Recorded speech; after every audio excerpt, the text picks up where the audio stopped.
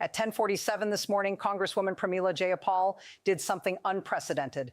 For 3 minutes and 22 seconds, she read aloud 47 names FBI Director Kash Patel had classified and sworn to Congress did not exist. Not victim names. Powerful men allegedly connected to Jeffrey Epstein's trafficking network, names appearing hundreds or thousands of times in unredacted files, names the DOJ under Pam Bondi and Patel buried under classification stamps claiming national security. As Jayapal read each name, the room fell silent. Patel's face turned red. Bondi stared at her notes. By the time Jayapal finished, she had triggered the worst constitutional crisis of Trump's second term. Subscribe immediately because this is proof the FBI has been running a cover-up to protect Trump from Epstein exposure. This is proof the DOJ has been spying on Congress, tracking their searches, building files on them. This is proof the separation of powers has been obliterated. Turn on notifications because the next 72 hours will determine whether Patel and Bondi face criminal charges or whether this administration gets away with the biggest cover-up in modern history. The hearing began at 10 a.m., February 11th, 2026. Bondi and Patel testified about the DOJ's handling of Epstein files, partially released January 30th after Congress passed the Epstein Files Transparency Act. The act required releasing all documents with redactions only to protect victim identities and national security. The release was a disaster. Of 47 victim names, 43 were left completely unredacted. Full names, addresses, personal details published online. Victims promised confidentiality woke up to their names trending on social media. Attorney Brad Edwards told ABC News victims are getting constant calls because their names were released for public consumption. The DOJ exposed victims but protected the powerful. Meanwhile, alleged perpetrators appearing hundreds or thousands of times were almost entirely redacted. Entire pages blacked out except "and." Trump's name appeared over 1,000 times in the public release, but leaked reports show over 1 million times in full files. 99.9% of Trump mentions were redacted. Ranking member Jamie Raskin opened with a blistering statement. The DOJ inverted its legal obligation, required to protect victims and release perpetrator information. Instead, exposed victims and protected perpetrators, not incompetence, corruption. At 10:15 a.m., Bondi defended redactions as necessary for national security. Then she made a mistake. Photographers noticed her binder contained a document titled Jayapal Pramila Search History. It listed specific files Jayapal searched when she visited the DOJ facility 2 days earlier. Search terms were detailed. Epstein victim list all redacted. Trump mentioned over 1,000 times. The image went viral. The DOJ had been tracking which Congress members searched which documents, building surveillance files on lawmakers conducting oversight, a separation of powers violation so blatant even Republicans expressed outrage. Hit that like button. This is the executive branch weaponizing intelligence to intimidate the legislative branch. At 10:30 a.m., Jayapal took the microphone.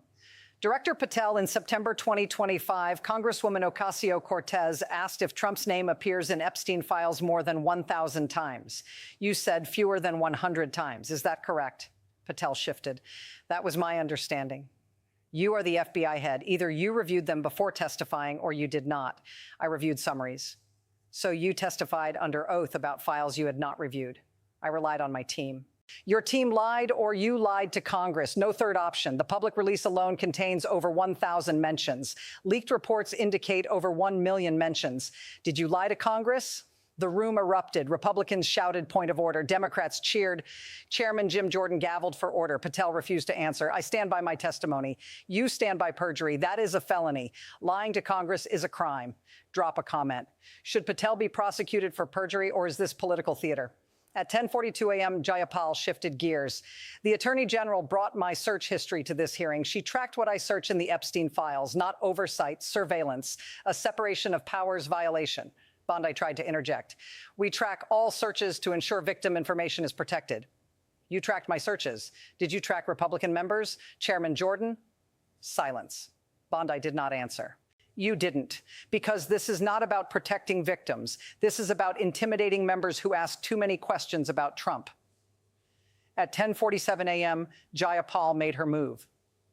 Director Patel, you testified there is no credible information suggesting anyone other than Epstein engaged in sex with minors connected to Epstein's trafficking. Is that still your testimony? Yes. Then let me read you something. These are 47 names appearing in unredacted Epstein files, names you classified, names you claimed were protected by national security, names you lied about. I obtained this from a DOJ whistleblower horrified by the cover-up you are running. I am reading every single name into the congressional record so Americans know who you are protecting.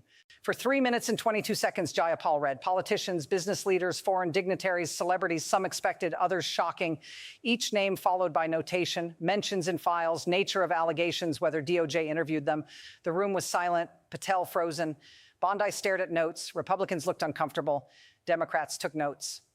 When Jayapal finished, these 47 men appear over 73,000 times combined in the Epstein files. And you classified all of them. You protected them while exposing 43 victims. Director Patel, that is not national security. That is a cover-up. At 10:51 a.m., chaos. Republicans demanded Jayapal be censured for reading classified information. Democrats demanded Patel resign. Jordan suspended the hearing 30 minutes. During recess, the 47 names went viral. News outlets scrambled to verify. Some confirmed through public court documents, others unverified, but damage done. Men hiding behind classification stamps were now public. Subscribe now, because what I'm about to show you is how this hearing exposes coordinated effort by Trump administration to bury the Epstein files and why Jayapal's decision may have blown the cover-up wide open. First, Trump's involvement. Public release contains over 1,000 mentions. Leaked reports indicate full files contain over 1 million mentions, ratio of 1,000 to 1. For every mention the public saw, 999 were redacted. In 2006, Trump told Palm Beach Police Chief Michael Reiter, "Everyone has known he's been doing this," referring to Epstein's trafficking. Yet in 2009, Trump told Epstein's lawyers Epstein was still a guest at Mar-a-Lago, and we never asked him to leave. The Mar-a-Lago ban Trump claims never occurred. Trump's Justice Department withheld nearly 3 million pages and redacted 99.9% of Trump mentions. Second, victim exposure. Of 47 names, 43 completely unredacted. That is 91%. Promised confidentiality, cooperated with law enforcement. DOJ exposed them. Some received death threats. Others doxed. No apology, no explanation, no accountability. Third, perpetrator protection. The 47 names represent over 73,000 mentions combined, average 1,553 mentions per name. Some alleged to have directly participated. Others facilitated, enabled, or covered up crimes. All classified by Patel as national security equities. Fourth, congressional surveillance, DOJ tracking, which members search which documents. Bondi brought Jayapal's search history. Republican Nancy Mace confirmed on Twitter, DOJ is tracking the Epstein documents members of Congress search for. Flagrant separation of powers violation. Congress oversees executive branch. Executive cannot surveil Congress during oversight. At 11:30 a.m., hearing resumed. Patel issued a statement. The names Congresswoman Jayapal read are part of an ongoing investigation. By reading them publicly, she compromised national security and potentially obstructed justice. Jayapal fired back. You don't get to hide behind ongoing investigation when sitting on these files for decades. Jeffrey Epstein died in 2019. Ghislaine Maxwell convicted in 2021. These men have not been charged, interviewed, or held accountable. The only obstruction is yours. At 12 p.m., Bondi defended DOJ actions. We followed the law, protected national security, committed to holding all criminals accountable. Raskin interrupted. You did not follow the law. The Epstein Files Transparency Act required protecting victims and exposing perpetrators. You did the opposite and spied on Congress. This is Watergate-level corruption. At 1 p.m., Raskin announced requesting the DOJ Inspector General investigate whether DOJ violated law by tracking congressional searches, also referring Patel to House Ethics Committee for possible perjury charges. Speaker Mike Johnson, when asked, said, "I will review the matter." At 2 p.m., White House issued statement. Director Patel and Attorney General Bondi have the full confidence of the president. DOJ acted appropriately. Congresswoman Jayapal's reckless decision to read classified information compromised national security and will be referred to Justice Department for possible prosecution. The threat was clear. Prosecute Jayapal for doing her job. At 3 p.m., civil liberties groups condemned the White House. ACLU issued press release. Threatening a member of Congress with prosecution for conducting oversight is authoritarian. The speech or debate clause protects lawmakers from exactly this retaliation. Brennan Center added, if DOJ prosecutes Jayapal, it will be the death of congressional oversight. Here are 6 indicators we are watching over the next 7 days. Indicator 1, does DOJ Inspector General open investigation? If yes, surveillance scandal becomes official. If no, Democrats accuse IG of being compromised. Indicator 2, is Patel referred for perjury? If House Ethics Committee moves forward, Patel faces criminal prosecution. Indicator 3, does White House prosecute Jayapal? If DOJ charges her constitutional crisis. Indicator 4, do any of the 47 men sue for defamation?